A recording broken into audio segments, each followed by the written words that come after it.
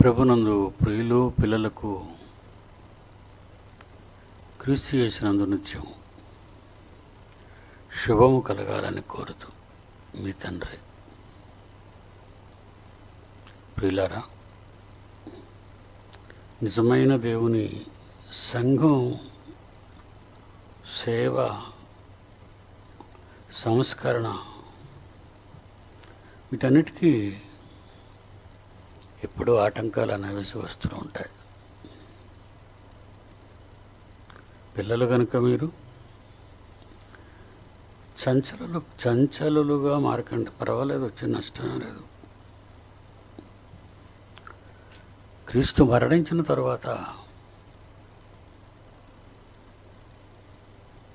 చాలా పెద్ద విప్లవం, అల్లర్లు, గొడవలు, కొట్లాట్లు, హింసలు జరిగాయి.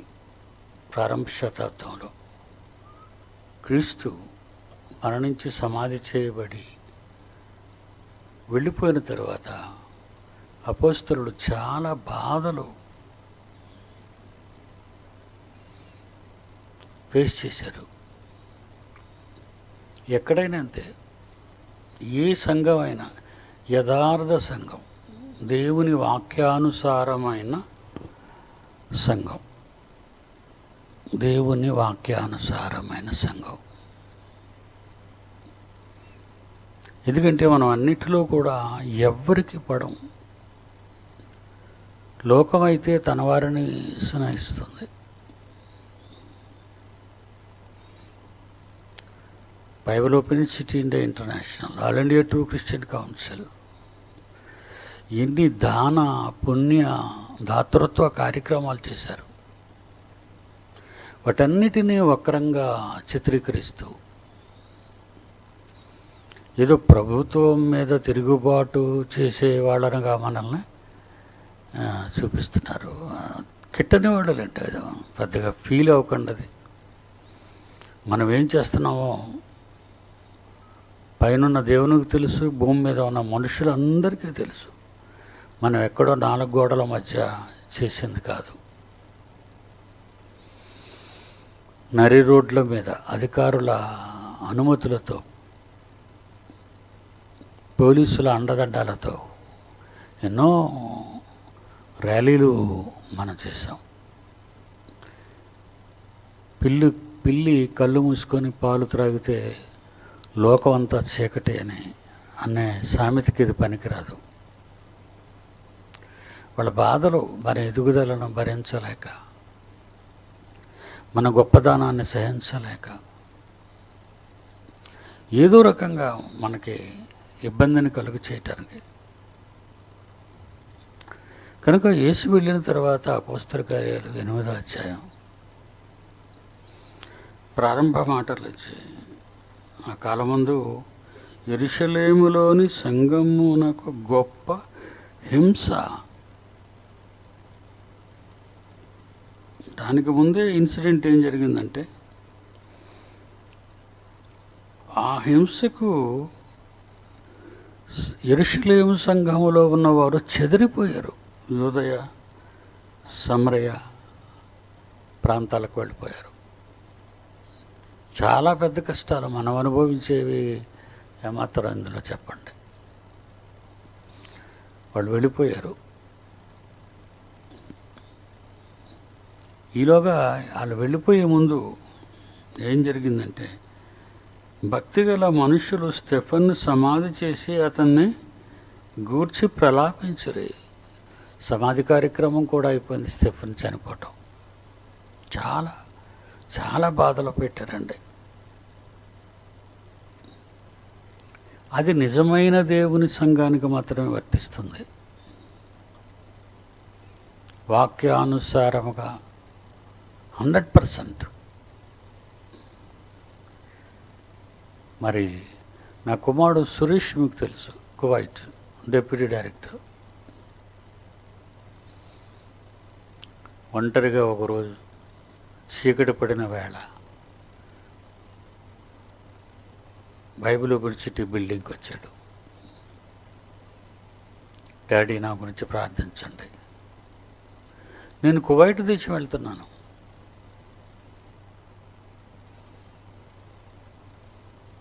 సీడీలు ఇచ్చి, బుక్స్ ఇచ్చి, కమాండ్ పంపించాను ఒంటరిగా. అలా ఒంటరిగా వెళ్ళినవాడు ఈరోజు కొన్ని వందల మందిని ఆ దేశంలో దేవుని కొరకు సిద్ధపరిచాడు. నిజంగా అండి, ఫిలిప్పీ సంఘం గుర్తొస్తుంటుందండి నాకు. ఫిలిప్పీలకు రాసిన పత్రికలో నన్ను గూర్చి ఇంతకాలానికి మీరు ఆలోచించారు అంటే ఒక బోధకుని గురించి ఆలోచించే సంఘం. మొదటి అధ్యాయం ఫిలిప్పీ పత్రిక 4వ అధ్యాయం 16వ వచనం. ఎలయనగా దెస్సలోనికలో కూడా మీరు మాటి మాటికి నా అవసరం అపోస్తలుడైన పౌలు అవసరతలు తీరుస్తున్నారట.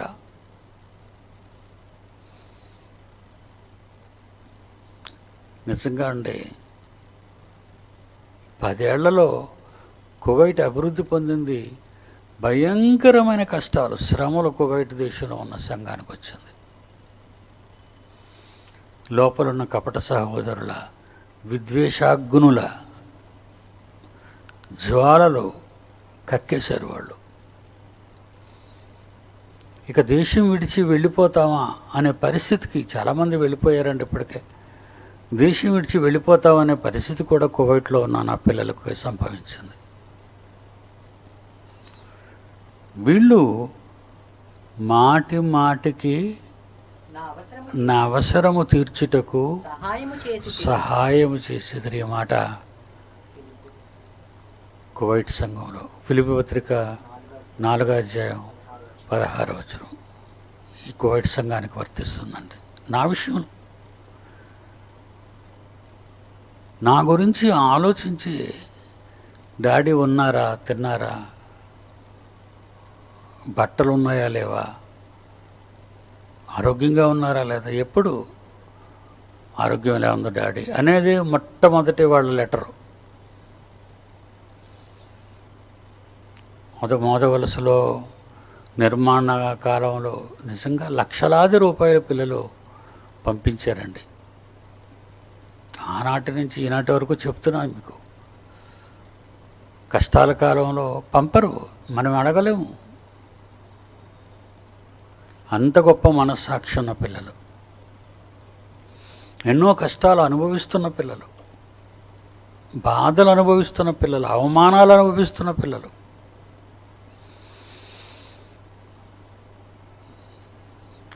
నా గురించి ఆలోచించే ఏకైక సంఘం ఉండదు. మాటికి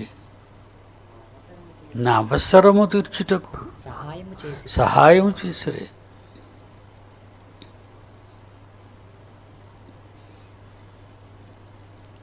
డాడీ నేను వెళ్తున్నాను డాడీ అని ఆ రోజు చెప్పిన మాట, ఆ రోజు ప్రార్థన చేసి నేను పంపిన ఆ సందర్భాన్ని గుర్తు చేసుకుంటే ఈరోజు ఒక్కడు వందలుగా మారిపోయాడు అక్కడికి వెళ్ళి. అప్పుడప్పుడు అడుగుతుంటాడు, డాడీ నేను ఇండియా వచ్చేస్తే నా పరిస్థితి ఏంటి అంటే, Modavalasa Bible open university building నిన్ను అధికారిగా నియమించి అక్కడ కళాశాలను ప్రారంభించమంటాను నాయన, నీకు అక్కడ ఇల్లు ఇస్తాను నాయన, నీకు అక్కడ కారు కొంటాను నాయన అంటే, ఎప్పటికైనా నా పరిస్థితి తారుమారు అవుతుందేమో అన్న ఆలోచనలతో కుమారుడు ఈ ప్రశ్నలు వేస్తున్నాడేమో. అంటే ఒక తండ్రిగా నేను ఆలోచించే ఆలోచన అండి. కువైట్లో ఉన్న పిల్లలందరినీ నేను ప్రేమిస్తున్నానండి. లక్షలాది రూపాయలను పంపుతున్న పిల్లలు వంటి వాళ్ళు నా అవసరాలకు.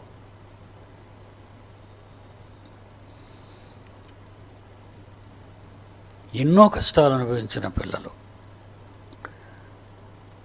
ఈ కష్టాలు అనేవి దేవుని కొరకు నిత్యము త్యాగాలు చేసేవాళ్లే, దేవుని కొరకు బ్రతికేవాళ్లే దేవుని కొరకు జీవిద్దాం అనుకునే వాళ్ళకి ఈ కష్టాలన్నీ వస్తుంటాయండి.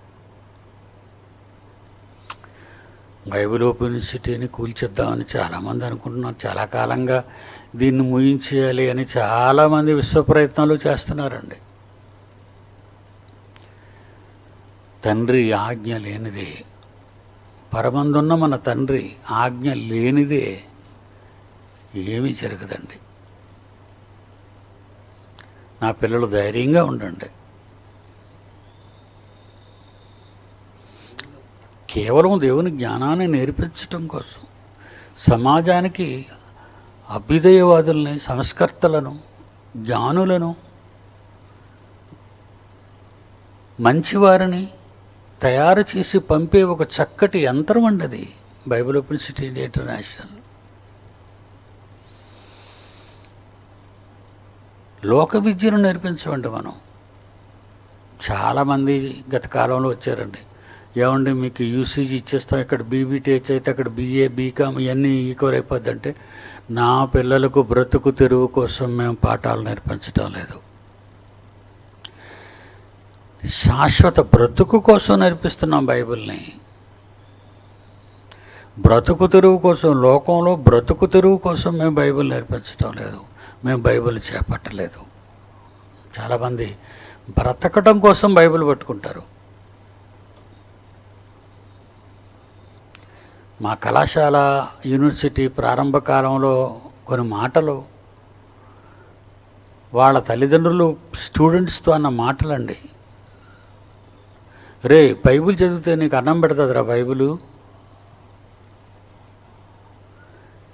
పట్టుకుంటే అన్నం పెడుతుందా మీకు? బ్రతకలేవురా బైబిల్ పట్టుకుంటే అని అవమానపరిచిన తల్లిదండ్రులు ఇసడించుకున్న పిల్లలు మాత్రం బైబిల్ మీద పట్టు వదలలేదండి. మేము ఇతర మతాలను ద్వేషించి తిరుగుబాటుకో దేనికో చేస్తున్నామని తప్పుడు వార్తలు, తప్పుడు మాటలు మాట్లాడుతున్నారండి. కానీ దేవుడికి లెక్క చెప్పుకోవాలి. మా మీద అబద్ధముగా చెడ్డ మాటలెల్లా పలికే ప్రతి ఒక్కరూ దేవునికి లెక్క చెప్పాలి.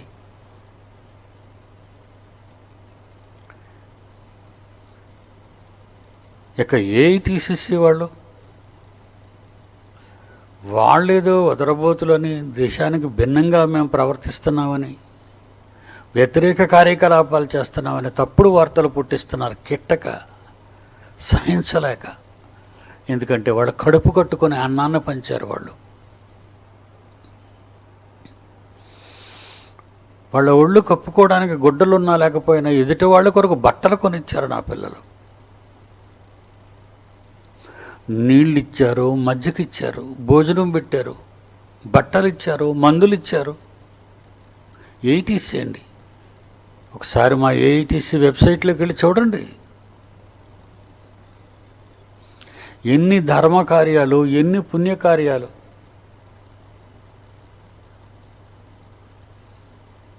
మా వెబ్సైట్ని చూస్తే మీకు అన్నీ కనబడతాయి. మేము ఈరోజు మీరన్నారని పెట్టినవి కాదు, ఎప్పుడో సంవత్సరాల కిందట లోడ్ చేసి పెట్టినవి అన్నీ. మీరు వెబ్సైట్ చూడండి, పర్వాలేదు. ఎవరో గాలి మాటలు అనగానే గాలి మాటలు అమ్మేయకండి, భయపడకండి. కళ్ళు సరిపోవండి, అన్ని కార్యక్రమాలు చేస్తాం. చివరికి రక్తదానాలు, అవయవదానాలు అంతవరకు వెళ్ళిపోయామండి. మమ్మల్ని అనడానికి వాళ్ళకు నోరు రాకూడదు, కానీ ఎందుకంటున్నారో వాళ్ళే తెలుసుకోవటం చాలా మంచిది. ఇన్ని ప్రోగ్రామ్స్ ఏఐటీసీసీ 8 రాష్ట్రాల్లో చేస్తుంది. 8 రాష్ట్రాలు, ఒక రాష్ట్రం కాదు. దయచేసి అవమానపరచకండి, మమ్మల్ని కించపరచకండి. నేరం చేస్తే నిలబెట్టండి. ఫండ్స్ గురించి ఇతర దేశాల నుంచి మేమేమి అడుక్కోండి. నా పిల్లల కష్టం ఉండదు. కూలీ నాలీ చేసిన వాళ్ళే ఇన్ని త్యాగాలు చేస్తే, కూలీ నాలీ చేసిన వాళ్ళే ఇన్ని త్యాగాలు చేశారండి. డబ్బు కోసం ఎలా ఎవ్వరూ ప్రలాపించరండి, కోరుకోరు డబ్బుని. అలానే ప్రభుత్వం నుంచి ఏమైనా కోరుకుంటున్నాం అనుకున్నారా? అడగండి ఆంధ్రప్రదేశ్ ప్రభుత్వాన్ని. జగన్ క్రైస్తవుడు సీఎం అయ్యాడు, మనం ఏటేటో తెచ్చుకుందాం, అలాంటి ఆలోచనలు మా దగ్గర లేవండి. గౌరవించాం. అతడి పదవికి రావాలని కష్టపడి ఎలుగెత్తి పబ్లిక్ మీటింగ్స్లో జగన్ను గెలిపించండి అని ప్రాధాయపడ్డాం ప్రజల్ని మహాసభల్లో.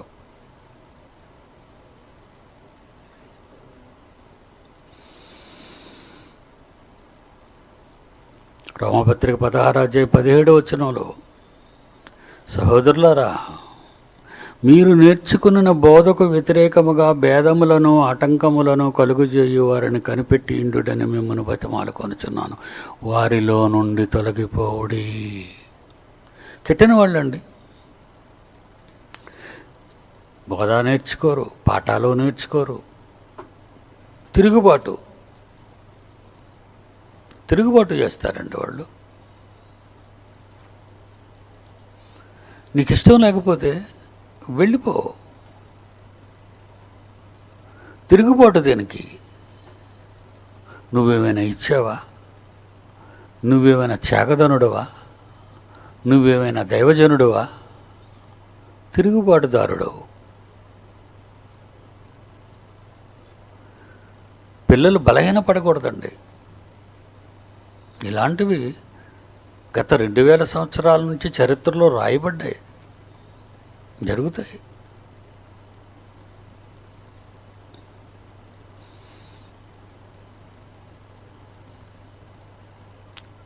నిన్న ఒక క్లిప్ వచ్చిందండి, పంపించాను. ఇజ్రాయెల్లో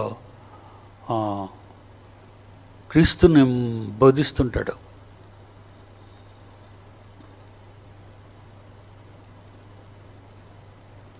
ఇజ్రాయెల్లో సువార్థికులు ఇజ్రాయెల్ దేశంలో క్రీస్తు సువార్తను ప్రకటించడానికి వెళ్ళారు.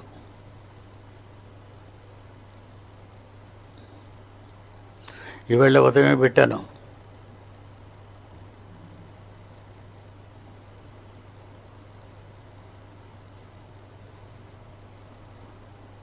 నేను మాట అనగానే మీకు వెంటనే ఫింగర్స్ పనిచేయాలి. అదే ఉంచు. జెరూసలేము సువార్త, యూదులు ప్రతిఘటన. నేను ఎపిసోడ్స్లో మాట్లాడుతున్నానండి, సుదురుగా చూడండి. మీరు క్రైస్తవ మత ప్రచారం చేయదలుచుకుంటే వేరే చోటికి వెళ్ళిపోండి. ఇది యూదుల దేశం.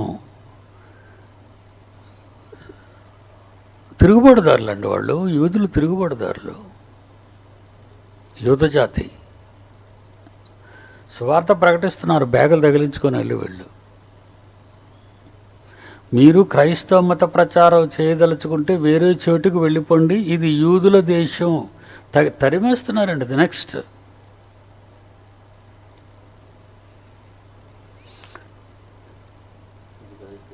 ఇది క్రైస్తవ దేశం తీసావు. ఇది క్రైస్తవ మత ప్రచారం చేయదలుచుకుంటే వేరే చోటుకి వెళ్ళిపోండి. ఇది యూదుల దేశం. నేను యూదుడిని, గడ్డాలు పెంచుకున్నాను. నువ్వు ఇక్కడ వాక్యం చెప్పొద్దు, క్రీస్తును ప్రకటించవద్దు. వాక్యం అంటే క్రీస్తును ప్రకటించకూడదు. ఇది క్రైస్తవ దేశం కాదు. మీ మాట ఎక్కడ వింటారో అక్కడికి వెళ్ళండి. ఒక యూదుడు, వృద్ధుడైన యూదుడు, క్రైస్తవ యంగ్ బాయ్ యేసును ప్రకటిస్తున్న బాబుతో చెప్తున్నాడు, మీ మాట ఎక్కడ వింటారో అక్కడికి వెళ్ళండి.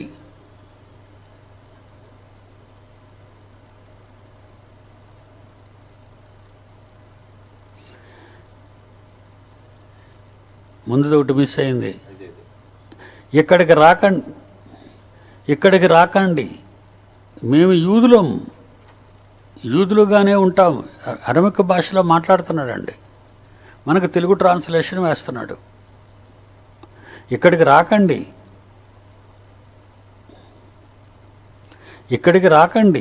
మేము యూదులుగానే ఉంటాం.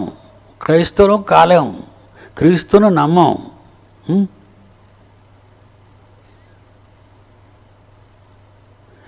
మీ మనిషి యేసు. గురించి చెప్పకండి, మాకు అంతా తెలుసు, యేసు గురించి మాకు అంతా తెలుసు. మీ మనిషి యేసు, వాళ్ళ మనిషి కాదట. యూద జాతిలో పుట్టాడు, యూదుడు అనిపించుకున్నాడు, యూదులకు రాజుగా వచ్చాడు. వాళ్ళకి తెలియదట. చూడండి, 2000 సంవత్సరాలు అయింది. ఆ వృద్ధుడు ఎంత దారుణంగా మాట్లాడుతున్నాడు.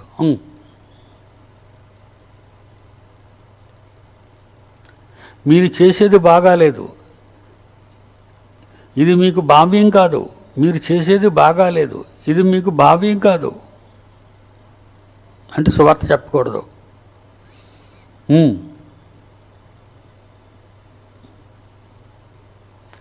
నేను మీకన్నా ఎక్కువే చదివాను, దశాబ్దాల పాటు చదివాను. 10 సంవత్సరాలు చదివాడట. నేను మీకన్నా ఎక్కువే చదివాను, దశాబ్దాల పాటు చదివాను.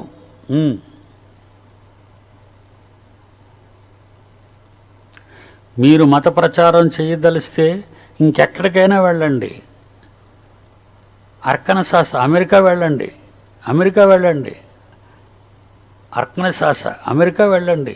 మీరు మత ప్రచారం చేయదలిసి ఇంకెక్కడికైనా వెళ్ళండి, అమెరికా వెళ్ళండి. యూదులు చూసారు ఎంత తిరుగుబాటు. అలాగా వెళ్ళిపోయి నేను అవి చదువుతుండండి, మీరు కిందన వస్తున్నవన్నీ చదువుతుండండి. ఇక్కడ మిమ్మల్ని స్వాగతిస్తారు, మీ మాట వింటారు. అక్కడ మేము యూదులం చప్పట్లు, మేము యూదులం, మీ మత ప్రచారం ఇక్కడ కాదు, వేరే చోట చేయండి. తూర్పు జెరూసలేం వెళ్ళండి, క్రైస్తవులు ఉన్నారు అక్కడ. నాకు క్రైస్తవం గురించి అంతా తెలుసు, మీరు మాట్లాడకండి, మీరు వినండి.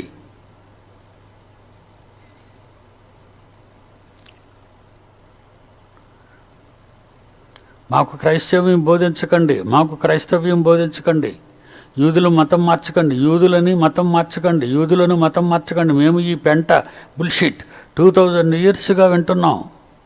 పెంట చూడండి. మేము మీకు ఎంత పొగరో, నిర్లక్ష్య ఏంటైనా అక్కడ ఏదో అడ్డు నిర్లజ్జత ఉంటే మా దేశానికి వచ్చి యూదులను మతం మార్చే ప్రయత్నం చేస్తారు. ఏమంటే మన భారతదేశంలో ఏ వింటున్నామో అవే మాట్లాడండి. యూదులు కూడా వాళ్ళు యేసు ఆ జాతిలోనే పుట్టాడు, యూదుల జాతిలోనే పుట్టాడు ఆయన. అక్కడ ఆయన్ని స్వీకరించలేదండి, వాళ్ళు స్వీకరించరండి ఎవరు యేసుని.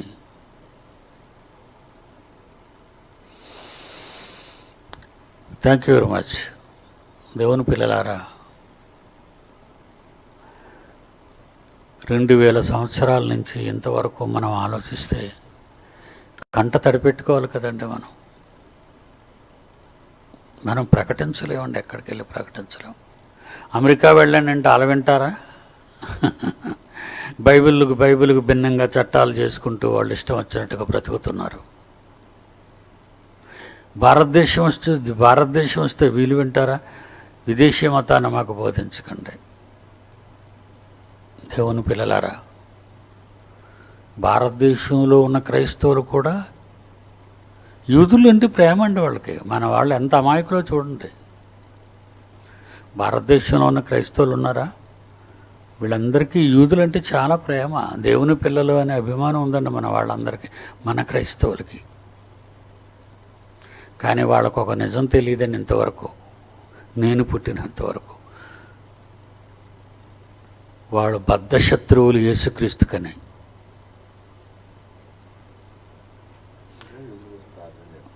యూదుల కోసం ప్రార్థన చేస్తారు. సువార్త కూడా చెప్పొద్దంటున్నాడు యూద దేశంలో, జెరూసలేంలో. దేవుని పిల్లలారా, కష్టకాలం కదా మనంతా, కష్టాల కాలంలో ఉన్నాం మనమంతా. శ్రమలు, సంఘమునకు మహాహింస. నిజమైన దేవుని సంఘాలు అనుభవిస్తున్నాయి ఇవన్నీ. నిజమైన దేవుని సంఘాలు ఈ కష్టాలు అనుభవిస్తున్నాయి.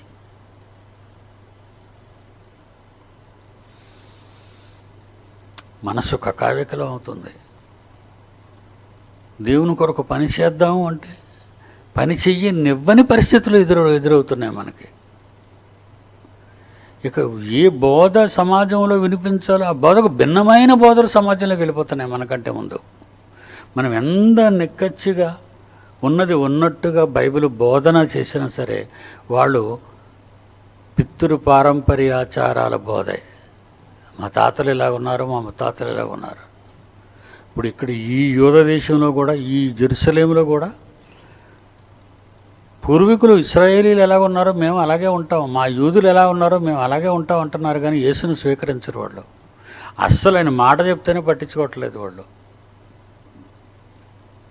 ఇక్కడ దేవుని బోధ చేసిన వీళ్ళు పట్టించుకోరు.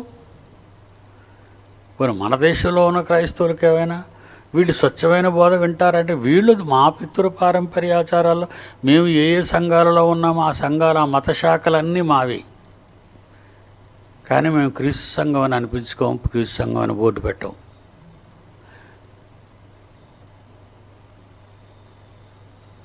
ఎవరికి చెప్పాలి? ఎలా చెప్పాలి? వాదనలో పెట్టుకోకండి. వినకపోతే వాదనలో పెట్టకండి. వాళ్ళు వినరు కదా, ఎందుకు చెప్పాలి అనుకుంటారు? వినని వారికి మీరు ఎందుకు చెప్పాలి అనుకుంటున్నారు? నా అనుభవం, 72 ఏళ్ల వయసులో నా అనుభవం, అది నేర్పించిన పాఠాలు.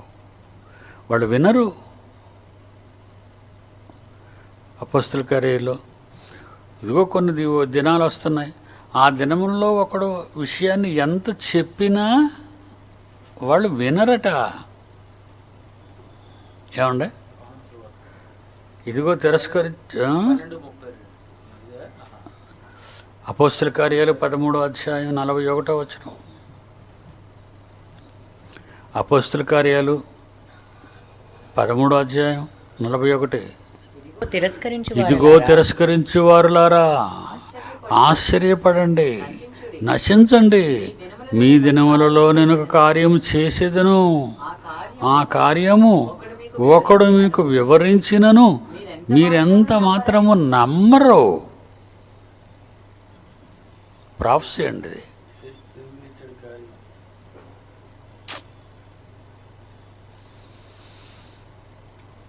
ఇదిగో తిరస్కరించు వారులారా, తిరస్కరణ. ఒక మంచి చెబితే ఎదుటివాడు తిరస్కరిస్తున్నాడు. తిరస్కరణ.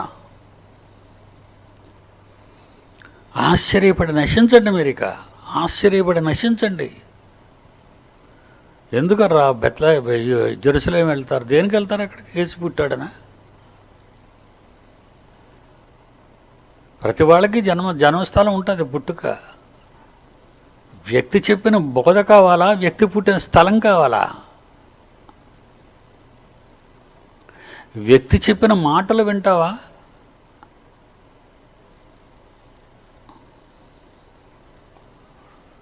వ్యక్తి కావాలా? వ్యక్తి పుట్టిన స్థలం కావాలా?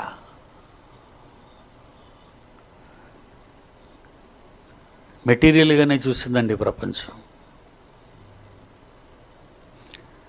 ఆశ్చర్యపడి నశించుడి. మీ దినములలో నేనొక కార్యం చేస్తాను. క్రీస్తు పుడతాడు, ప్రపంచ చక్రవర్తి ఏలుతాడు, లోకం మారాలి. మహాజ్ఞానం బైబిలే, సకల శాస్త్రాలు అధిగమించిన బైబిలే. ఒకడు మీకు ఎంత వివరించినను మీరెంత మాత్రమును నమ్మరు. 40వ వచనంలో ప్రవక్తల గ్రంథముల యందు చెప్పబడినది మీ మీదికి రాకుండా చూసుకొనుడి. అదేమనగా అన్నాడు. యెహెజ్కేలు గ్రంథం 3వ అధ్యాయం 27వ వచనం.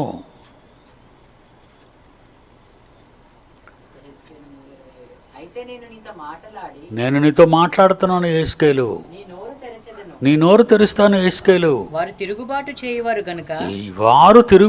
చేయవారు. ఇది ఎక్కడ? యెహెజ్కేలు గ్రంథములో ప్రవక్త అయిన యెహెజ్కేలు గ్రంథములో రాయబడిన మాటలు ఇవి.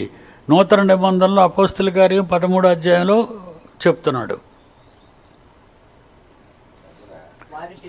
వారు తిరుగుబాటు చేయవారు కనుక నీవు వారి యొద్దకు పోయి వినువారు వినాలి, విననొల్లని వాడు విననొల్లని వానిగానే ఉండిపోనివ్వండి. ప్రభువుకు యెహోవా దేవుడు కన్న తండ్రి సృష్టికర్త చెబుతున్నాడు. ఎక్కడో ప్రవక్తల గ్రంథాలలో ఉన్నది, అది అక్షరాల ఈనాటి వరకు నెరవేరింది. మొదటి శతాబ్దం నుండి క్రీస్తు పుట్టిన నాటి నుండి ఈ రోజు వరకు 2021 నమ్మరండి, నమ్మరని డిస్కరేజ్ అవ్వకండి, ఓపికతో ఉండండి.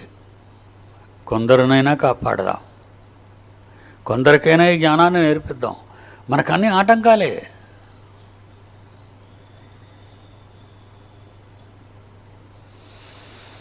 God bless you.